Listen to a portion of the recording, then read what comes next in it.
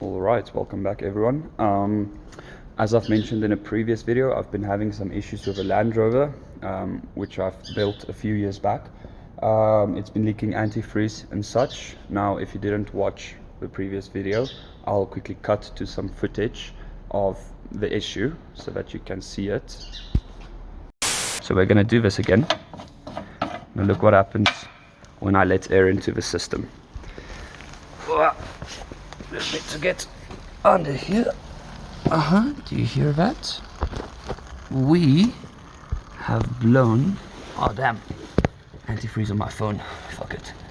So as you can see there, we have blown a gasket on the, oh dear, give me a sec. So yeah, essentially I've been putting that off because it's a lot of effort. All of this has to come off so that I can get to that front cover gasket. Now I did manage to find a replacement gasket, so I figured we might as well make a video of that today because it would be interesting. And also I'm a bit frustrated with the Barracuda at the moment, so I want to work on something else. So yeah, I figured we'll do it today. So the plan of action is I'm gonna strip the front. Now, if I recall correctly from when I built this car, this entire section comes out and the fender stays on. So that will give me a lot more access to like the front end of the engine, which is what I love about Land Rovers. They're completely modular. It's like building Legos. Everything just like bolts together in different little sections. So that is both the best and worst thing about them, essentially. It's terrible when you're putting them back together, but it's great when you really need to get somewhere and you want to have good access without a lot of effort. So like, I don't have an engine hoist and I can't be bothered pulling the engine out and such. So like, we're gonna take off the nose and then we're gonna have direct access to the front cover and to the like pulley assembly of the accessory drive and whatever, all that stuff. So yeah, firstly we're gonna drain the antifreeze and the oil because that front cover block does bolt into the oil pan. So we will have to drain the oil as well, unfortunately, which is very frustrating, but I'm quickly going to drain the fluids off camera and then I'm going to set up the GoPro and I'm going to take some time-lapse footage of the disassembly process. And once that's done, we'll reevaluate. I'll give you guys a little update and then we'll put in the gasket and get it back together. So yeah, it's going to be fun.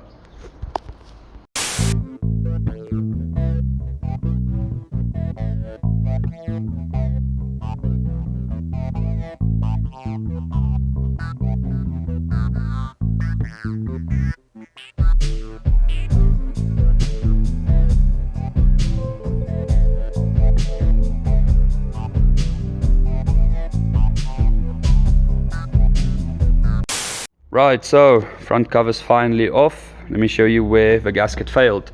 So you can see here and there and there the gasket failed, and that's where it was leaking. Now apparently on these Rover V8s they are notorious for blowing out that water jacket side of a gasket.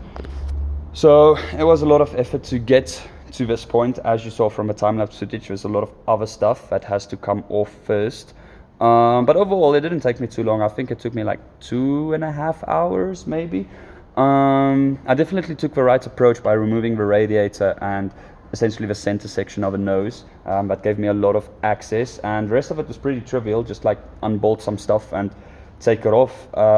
Really enjoy working on the Land Rover because it's very spacious, especially for my big hands. I tend to get in everywhere fairly easily.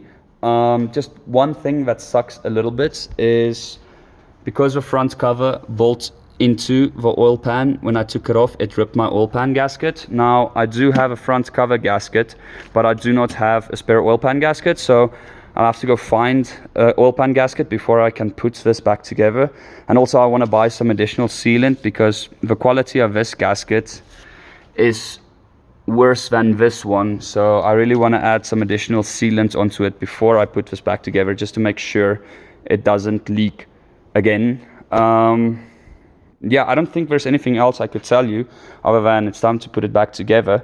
Oh, one thing. So when you're removing the like harmonic balancer's bolt from the crankshaft, obviously it's easier if you use an impact gun because then you don't have to like wedge anything. But just one thing to point out, don't be me. If you're using an impact gun, go get proper impact drives. like I used a regular socket, and that's very dangerous. They can explode and potentially kill you. So don't be like me. Use the correct stuff. I'm broke and lazy, so I just use what I have on hand. But yeah, I think that's it really. If I can't finish it tonight, I'll probably finish it tomorrow.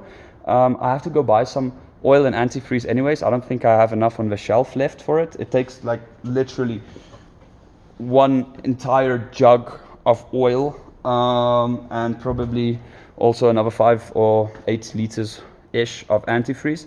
So I don't think I have enough. I'll have to go buy more. But anyways, the next thing you're probably going to see is some more time-lapse footage of me putting it back together. So stay tuned.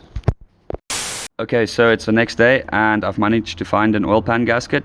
Just a few things that I want to discuss before I put everything back together. These cork gaskets are notoriously shit. So whenever you're bolting something down that uses one of these, don't tighten it all the way, because there's a very good chance they'll burst if you do. So what you should do is just tighten it snugly and then go for a drive, let it get all wet and splashed and warmed up. And then while the engine is still warm, just tighten it a little bit more, and then do that the next day or the day after until it is like sufficiently snug. But if you tighten it all the way on the first reassembly, there's a very good chance that it will burst. So just like grab a spare for in case that happens. Now, given Namibia's extremely dry climate, that tends to happen even more often. So what I like to do is grab a pot of Vaseline and then just liberally rub the entire gasket with it. It has the added benefit of like being somewhat sticky, so it keeps the gasket in place while you try to reposition it. And also the Vaseline will soften it up faster, and when it heats up it just evaporates, so no harm done. That's what I like to do. I might be completely wrong, but it's worked for me in the past, so it's just something that I do. So argue with me in the comments if you want. Now, another thing that I forgot to point out, obviously clean the surfaces to which the gasket would mate thoroughly, but also inspect where the leak was for any erosion, because if the material is eroded, it won't make a proper seal and it will just like pop the gasket out again. So that's just something to look out for. Now, that is about it. Gonna clean up all the stuff and we're gonna get cracking and slap it back together. Shouldn't take too long. It took me about 2.5 hours to take apart, so probably take like 3.5 to put it back together. So not too bad. I'm gonna get cracking and hopefully start her up later today.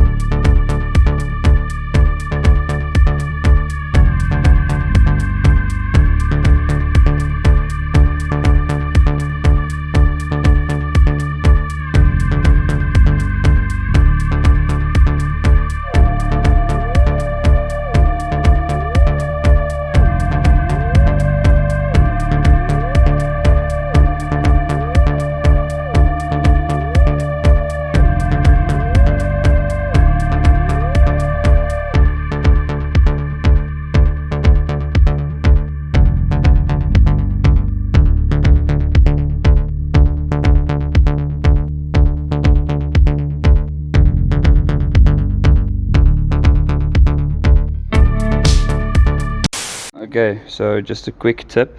If you're ever struggling to like get a piece of cable through a hole because it keeps fraying on the end, just heat shrink it. Then you have like a smaller point to guide it with, and then it keeps the frays together. So really useful trick. Okay guys, so it's the next morning. Sorry for the plane. I finished reassembling everything last night, filled it up with fluid, but I couldn't get it to start. So that told me I put the distributor in wrong, which was an easy fix this morning. Basically what I did, I just pulled off a serpentine belt, grabbed the crank pulley by hand, turned it over until it was on the marker for top dead center, pulled out the distributor, taking note of where cylinder number 1's spark plug like goes into the cap, pulled it out, put it back in so that the little arm aligns with that location, slapped it back together, cranked it and it started up no problem. I just let it idle for 5 seconds so that it can circulate for oil, because I do have an oil cooler, so a lot of the oil in the pan just gets sucked back up, so you don't want her to run for too long before you have filled in more oil. But I figured this is a good opportunity to show you another tip that we do in the aviation industry. Because the little canopy things of the airplanes are so small, you can't really get your hand or the oil bottle into it to fill it up. So what we do is we use the dipstick. Now this is a good tip if you're like too lazy or just simply don't have a, what you call those things, a funnel. Yeah, if you don't have a funnel. Now I have a funnel, but I like doing this anyways, it's fun. So you take your dipstick, put it into the hole, bring the canister and just throw the oil down the dipstick, and because oil is so viscous, it will just like stick to the dipstick and go straight down the hole without spilling. So yeah, quite a cool tip from the aviation industry. And I think that is it. Just give me a second to fill up the oil first and I'll crank her over for you so that you can hear her run. So yeah, be right back. Okay, so she has some fluids. Let's start her up. Now I do have a kill switch because like the battery runs down if she stood still for a while. Give her some gas, make sure she's in neutral, and